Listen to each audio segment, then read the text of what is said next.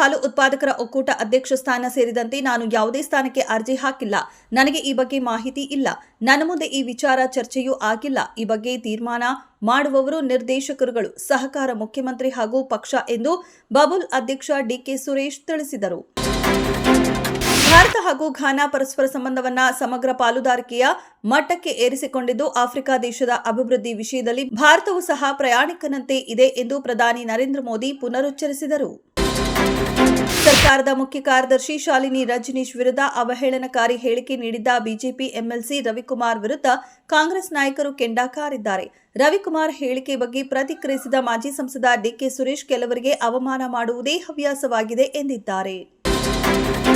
2 ದಿನಗಳ ಘಾನಾ ಭೇಟಿ ಮುಗಿಸಿ ಟ್ರಿನಿಡಾಡ್ ಮತ್ತು ಟೊಬ್ಯಾಗೊಗೆ ತೆರಳಿದ ಪ್ರಧಾನಿ ಮೋದಿ ಇಂದು ಘಾನಾಗೆ ತಮ್ಮ 2 ದಿನಗಳ ಭೇಟಿಯನ್ನ ಮುಗಿಸಿದ ನಂತರ ಟ್ರಿನಿಡಾಡ್ ಮತ್ತು ಟೊಬ್ಯಾಗೊಗೆ ತೆರಳಿದರು.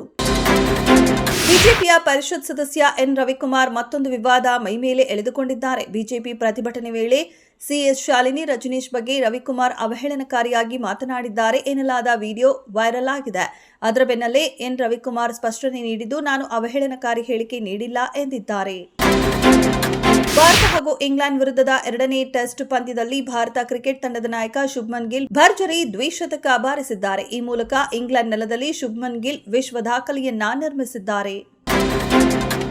ಬೆಂಗಳೂರು ಅಭಿವೃದ್ಧಿ ಪ್ರಾಧಿಕಾರದಿಂದ ನಾಡಪ್ರಭು ಕೆಂಪೇಗೌಡ ಬಡಾವಣೆ ಅಭಿವೃದ್ಧಿಗೆ ಪ್ರಾಥಮಿಕ ಅಧಿಸೂಚನೆ ಹೊರಡಿಸುವುದಕ್ಕೂ ಮೊದಲು ನಿರ್ಮಿಸಿದ್ದ ಮನೆ ಕಟ್ಟಡಗಳನ್ನು ಒಡೆಯಲು ಬಿಡುವುದಿಲ್ಲ ಎಂದು ಶಾಸಕ ಎಸ್ಟಿ ಸೋಮಶೇಖರ್ ಭರವಸೆ ನೀಡಿದರು. ಆಪರೇಷನ್ ಸಿಂಧೂರ ಸಮಯದಲ್ಲಿ ನೂರ್ ಖಾನ್ ವಾಯುನೆಲೆ ಮೇಲೆ ಭಾರತ ಹಾರಿಸಿದ್ದ ಬ್ರಹ್ಮೋಸ್ ಕ್ರೂಸ್ ಕ್ಷಿಪಣಿಯು ಪರಮಾಣು ಸಿಡಿತಲೆ ಹೊಂದಿದೆಯೇ ಎಂದು ನಿರ್ಧರಿಸಲು ಪಾಕ್ ಸೇನೆಗೆ ಕೇವಲ 30 ರಿಂದ 45 ಸೆಕೆಂಡ್ ಕಾಲಾವಕಾಶ ಮಾತ್ರ ಇತ್ತು. ಅದು ಕಷ್ಟಕರ ಸಮಯವಾಗಿತ್ತು ಎಂದು ಪ್ರಧಾನಿ ಶಹಬಾಜ್ ಶರೀಫ್ ಅವರ ಸಲಹೆಗಾರ ರಾಣಾ ಸನಾಉಲ್ಲಾ ಹೇಳಿದ್ದಾರೆ. ಕೆನ್ನಿಂಗ್ವಿನ್ ಓವಲ್ ಮೈದಾನದಲ್ಲಿ ಶುಕ್ರವಾರ 3ನೇ ಟಿ20 ಪಂದ್ಯದಲ್ಲಿ ಭಾರತ ಮತ್ತು ಇಂಗ್ಲೆಂಡ್ ಮಹಿಳಾ ತಂಡಗಳು ಮುಖಾಮುಖಿ ಆಗಲಿವೆ. 5 ಪಂದ್ಯಗಳ ಸರಣಿಯಲ್ಲಿ 2ರಿಂದ ಮುನ್ನಡೆಯಲಿರುವ ಹರ್ಮನ್ ಪ್ರೀತ್ ಕೌರ್ ಪಡೆ ಈ ಪಂದ್ಯವನ್ನ ಗೆದ್ದು ಸರಣಿ ವಶಪಡಿಸಿಕೊಳ್ಳುವತ್ತ ಚಿತ್ತ ನೆಟ್ಟಿದೆ. ಬ್ರೆಜಿಲ್ನಲ್ಲಿ ನಡೆದಿದೆ. ದಶಕಗಳ ಬಳಿಕ ಬೇಡರ ಕಣ್ಣಪ್ಪ ಕತೆ ಮತ್ತೆ ಸಿನಿಮಾ ರೂಪದಲ್ಲಿ ತೆರೆಗೆ ಬಂದಿದೆ. ಪ್ಯಾನ್ ಇಂಡಿಯಾ ಮಟ್ಟದಲ್ಲಿ ಸಿನಿಮಾ ಬಿಡುಗಡೆಯಾಗಿ ಸದ್ದು ಮಾಡುತ್ತಿದೆ. ಕಣ್ಣಪ್ಪನ ಪಾತ್ರದಲ್ಲಿ ತೆಲುಗು ನಟ ಮಂಚು ವಿಷ್ಣು ನಟಿಸಿದ್ದಾರೆ. ಮೋಹನ್ ಲಾಲ್ ಹಾಗೂ ಪ್ರಭಾಸ್ ಅತಿಥಿ ಪಾತ್ರಗಳಲ್ಲಿ ಮಿಂಚಿರುವುದು ವಿಶೇಷ.